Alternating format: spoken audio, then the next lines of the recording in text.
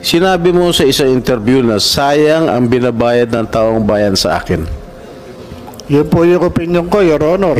Ako'y may kaso pa lang at hindi pa napapatunayan sa hukuman. Hindi kagaya po ang ating butihing senador na-convict na po. Ay, wag naman po. Alam mo, Mr. Morales. Alam mo, Mr. Morales. Sir Rodrigo, please. Huwag mong pakikalaman yung kaso ko. Problema ko yun. Yung kaso mo ang ayusin mo. Your Honor, ang kaso ko po, Your Honor, hinaharap ko naman po. Please, at ako hindi Order. Please, silence.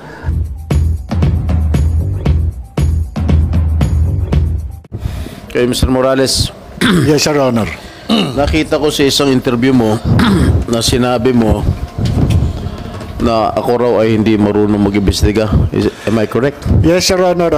Yun po ay opinion ko bilang investigador dahil inaasahan ko po inimbita po ako rito as resource person. Alright. At mistula ako na ituring na akusado. I will have to respect your opinion, but my track record in investigating here in all public hearings will attest to it. Okay? Now, the second question. Sinabi mo sa isang interview na sayang ang binabayad ng taong bayan sa akin. Yun po yung opinion ko, Your Honor. Dahil doon sa nakikita kong takbo ng... Bakit sayang ang bayad? Your Honor. Dahil ako, ginagawa ko, tinutupad ko ang aking sinumpaan tungkulin bilang inyong senador at kine-question mo ba ang 15 milyong Pilipino na bumoto sa akin? Dahil sinabi mo, sayang ang binabayad nila sa akin. Your Honor, yun po yung opinion ko, gawa ng ako po ay isang investigador. Ang investigador po, nag-extract po na information, nag-elicit po na information upang makuha mismo yung yung ninanais dun sa subject matter.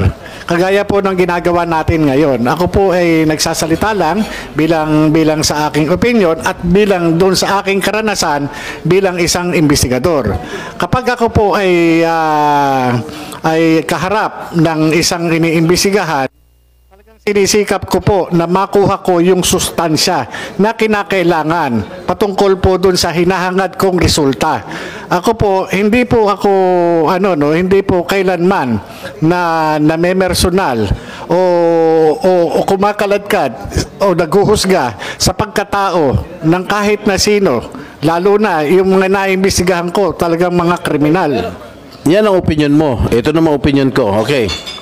Meron akong kopya ng desisyon ng Civil Service Commission affirming the decision of PIDEA Director General Arturo Cacdac finding you guilty of dishonesty, grave misconduct, and conduct prejudicial to the best interest of the service. The Civil Service Commission ruled that, and I quote, "It is undeniable, based on Morales' admission, that he concealed or distorted the truth about factual circumstance of the arrest of Chua and Miao. Morales' earlier statement that the arrest was a result of a lawful arrest and later, take note, retracted the same is telltale proof of dishonesty. His action, among others, of planting evidence is likewise an act of dishonesty because it is contrary to the fact that no illegal drugs were seized nor under the possession of the accused." Ang desisyon nito ng Civil Service Commission ay kinatigan ng Korte Suprema noong January 20, 2016. Doon po sa kaso na yun, ikaw mismo ang umamin na you have planted evidence. Paano ka namin ngayon paniniwalaan sa mga sinasabi mo? Hindi nakapagtataka, gawa-gawa mo din ang mga alleged leak documents.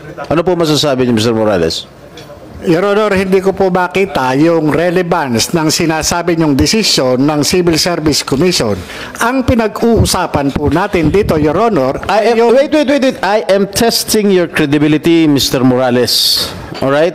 You have string of cases filed against you, and one of these that I am mentioning right now is the decision of the Civil Service Commission, which was affirmed by the Supreme Court.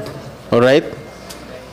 Your Honor, yung pong desisyon ng civil service na sinasabi nyo ay walang kaugnayan sa pinag-uusapan natin dito. Ang pinag-uusapan po natin dito ay yung investigation po na ginawa ko Bakit ayaw mo noong 2012. Bakit ka lumilihis sa mga katanungan mo? Huwag kang lumihis. No, Your Honor, hindi po ako lumilihis. Sapagkat ang pinag-uusapan po natin... Is it true that you planted evidence? Yes, Mr. Yeah, Your Honor. I just would like to remind you that you address your questions and everything to this chairman para hindi kayo magkapersonalan. Yes, Please Your Honor. address through the chairman para hindi masyado init yung Don't usapan evade niyo. my question, Mr. Morales. Continue. Is it true that you planted evidence? But according to the Civil Service Commission decision, and it was affirmed by the Supreme Court that you planted evidence. No, Your Honor. At yung... You mean to say that you disagree? Of course, you will disagree to with the decision of the Civil Service and the affirmation of the Supreme Court. How can you disagree with the No, Your decision of the Honor, Supreme hindi Court? po yan yung istorya, Your Honor. At ito, Your Honor, yung sinasabi nyo to discredit my credibility, Your Honor. Ang pinag-uusapan dito, ang issue, Your Honor, is yung pagiging investigador ko. Hindi po ako akusado, Your Honor. Mr. Chairman. I am not discrediting your... Wag kayo I am testing your credibility. Huwag kayo magsabay magsalita. Dapat pakinggan mo kung magsalita si Senator Jinggoy. Saka ka I sumagot. am testing your credibility. Pinapangunahan mo. Sinasabi mo, I am discrediting your credibility. Kung meron man. Your Honor, sa umpisa pa lang nung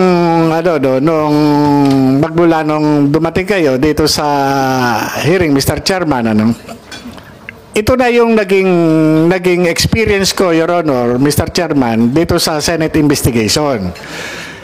Ang ipinunta ko po rito is resource person po ako para dito sa PIDEA-LEAKS. Dahil ang pinag-uusapan po dito ay yung paglabas ng dokumento dun sa PIDEA. At ako po, Your Honor, investigador lang po ako. Hindi ako akusado, Mr. Chairman, para itest yung aking credibility. Nakapako lamang po ang aking kaalaman patungkol po dun sa ipinalabas ng vlogger na si Maharlika, patungkol po dito dun sa mga confidential documents, classified documents. Doon lang po ako. Ngayon, kung ang butihing senador, Your Honor, ay ang gagawin sa akin ay atakihin ang aking personalidad, wala pong kinalaman ito doon sa mga classified documents na ginawa noong 2012. Ang tanging participation ko lamang po at nalalaman ay yun lamang po nangyari ng 2012 matapos na pumunta yung confidential informant sa Intelligence and Investigation Service. Ngayon, kung ito dinadanas ko ngayon na talagang sinisira yung aking pagkatao, hindi kaya ito ay may kinalaman doon sa ngayon presidente ng Pilipinas na naroon mismo doon sa dokumento na nagkataon na ako ay nag-imbestiga noong 2012. Mr. Chair, Yes, go ahead, Senator ang Jinggoy. sinasabi nitong resource person natin na dinidiscredit ko yung kanyang credibilidad. I am just reading all his cases filed against him. Okay? Inuulit ko lang. Okay? Pinapangunahan mo kaagad ako. Sinasabi mo, didiscredit ko agad yung credibilidad mo. All right now. Yung sinasabi mong nawawalan dokumento, tinanong kita last hearing, where are these documents? Sinasabi mo wala. Tinanong pa kita kung sino yung confidential informant mo, sinasabi mong hindi mo kilala. Anong klase kang resource person? Wala kang mga ebidensya. Oh, Your Honor. Ikaw ba paniniwalaan ka namin dito? Your Honor, Mr. Ganyan Chairman. ang mga sinasagot mo. Your Honor, Mr. Chairman. The classified documents na piniresinta po ng vlogger na si Maharlika na napasa kamay nitong committee na ito po yung personal ko na under oath po in-identify ko. itong mga dokumento na ipinakita noon ni Senator Bato de la Rosa, ito po yung nagtataglay ng aking pangalan at pirma. At doon din po sa dokumento na yon ay in-identify ng PIDEA na sasakyan ng PIDEA, na mga kawani ng PIDEA yung mga nandun, at opisyal na sasakyan ng PIDEA yung naandun. Your Honor, yung mismong dokumento nagpapatunay. Yun po ay galing ng PIDEA. Kaya nga po nagulat ako nung lumabas po yun. Tinanong natin ang PIDEA kung galing sa PIDEA. Ano sagot na, meron bang PIDEA rito? General Lasso. Yes, si Mr. Lasso. Tinanong na, I asked you during the last hearing if there is such an existing document. And what was your answer, Mr. Lasso? Your Honor, there are no such Oh, documents in PIDEA. Oh, sino nagsisinungal? Sino nagsisinungaling? Di ba ikaw? Your Honor, hindi po ako sinungaling. Eh ano ka? Nagsasabi Liar. lang po ako ng totoo. You are a congenital liar. Base po doon sa aking personal na kaalaman noong 2012 bilang isang investigador. Senator Jingo, if I may. Your Honor. I have already made my peace about that particular document. Sabi ko, naniniwala ako sa PIDEA na wala yan sa kanilang files dahil wala talaga yan doon. Niwala ako. Pero ako ay naniniwala na yung papel na yan ay totoo. Based on my previous explanation, andyan ng papel na yan. Ang tanong lang kung sino may hawak. Ako naniniwala ko. Based on everything that I have examined, nandyan yung papel na yan. Hindi lang alam kung sino may hawak ng papel na yan ngayon. Where is that alleged document? Where is Kasi ang nandito ngayon is photocopy? soft copy lang. Soft copy na. So that is not pinapakala. authentic, Mr. Chair. Ha? That is not authentic. Well, if we define authenticity as to the material, yung hard copy, then maybe masabi natin hindi authentic. Pero ano bang ibang word for that authentic na makapagsabi na yung isang soft copy ay totoo, which ako mismo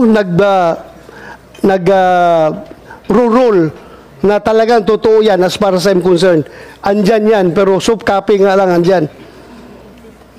Existing document yan na hindi makita ngayon. Hindi yan gawa-gawa lang. Okay. Mr. Chair, can we administer the oath on retired General Santiago, please? Will the CONSEC administer the oath? Comsec.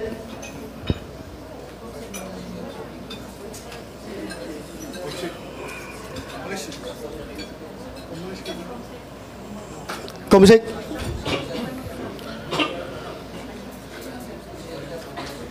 Sige lang, habang hindi pa na-administer si General Santiago, ito Morales, makinig ka. Yes, Mr. Chairman. Ulitin ko for the last time, Yes, Your Honor. hindi mo talaga maalala yung confidential informant mo? Your Honor, pareho po tayong pulis.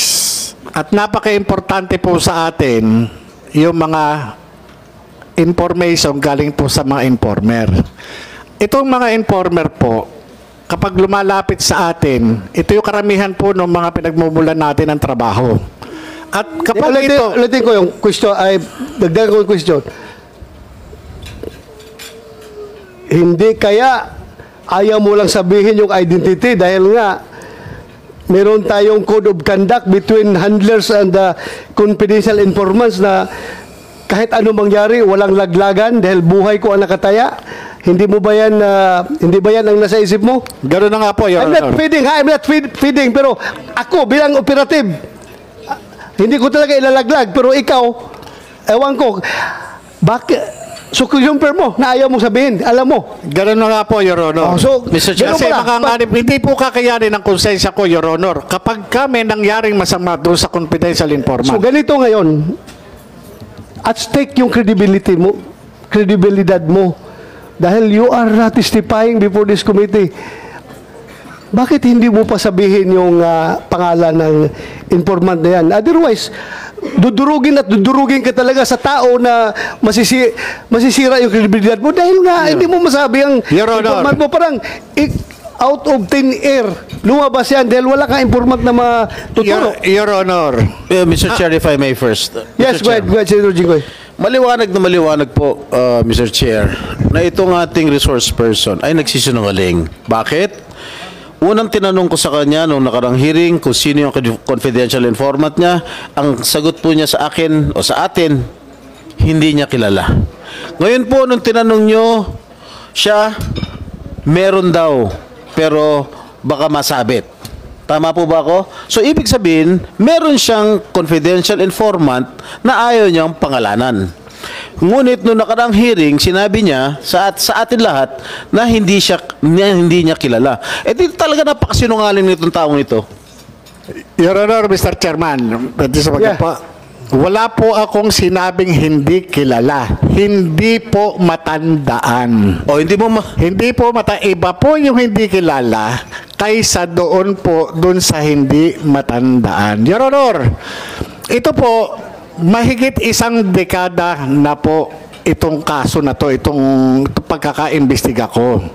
At itong confidential informant na nagtiwala ng information na nagdala ng mga litrato na nagtataglay na mga personalidad na gumagamit ng ipinagbabawal na gamot.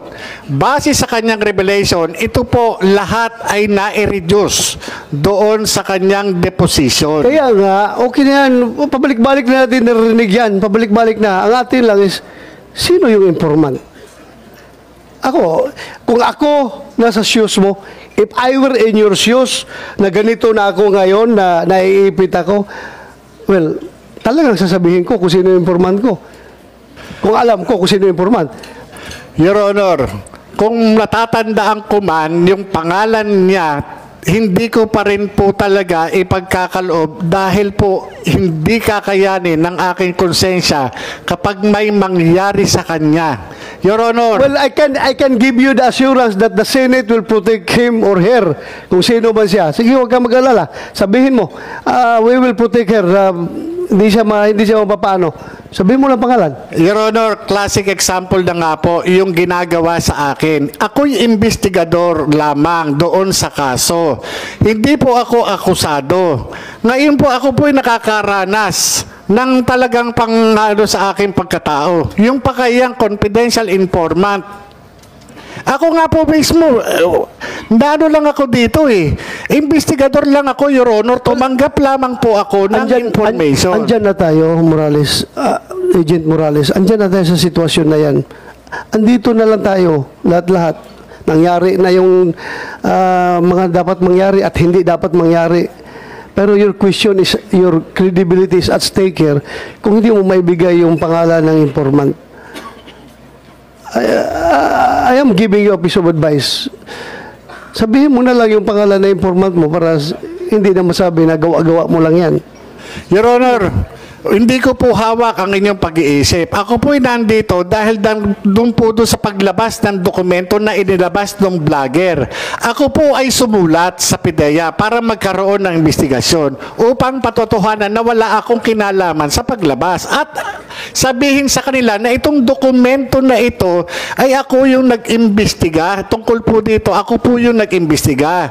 Ngayon po, patungkol po dyan sa confidential informant na yan, ay patawarin niyo po ako. Kasi po, ito po yung hindi po kakayanin ng konsensya ko kapag may mangyari doon sa confidential informant na mahigit isang dekada na po na hindi ko siya nakita. Okay, ito may nakarating sa akin information galing from other former PDEA agents. Ayaw lang niyang humarap dito sa hearing. Sabi niya, alam daw niya yan dahil sila daw nakahuli nung informant na yan. Just what I received, isi-share ko lang sa'yo. Ang pangalan ng confidential informant na yan na naglaglag dyan kay Marcel Soriano ay yung anak-anakan daw ni Marcel Soriano na ang pangalan ay Ian. Ngayon, yung Ian na yan, patay na. Patay na. So, ang hirap nito mag-trace kung sino yung mga tao na binanggit. Dahil puro patay na yung mga nagbanggit. Yung Ian na yan ay dating trabahante doon sa... Again, alam ko, lumabas rin ito sa vlog ni Maharlika, pero direkta pumunta sa akin yung agent, yung former PDEA agent, nagsabi sa akin. Pero I'm not taking his statement hook, line, and sinker. Kaya sinare ko lang sa'yo na iyan daw yung hinahuli na naglaglag dyan sa activities sa kundo ni Marcel Soriano. That's fair information. Hindi ako naniniwala. Kaya sinare ko lang sa committee na ito para for you to evaluate. Mr. Let's Chair, continue, Senator Jinggoy. unless he names unless he remembers the name of his confidential informant, in my opinion, his credibility is zero. Mr. Chair, I would like to request the COMSEC to administer the oath on General Santiago.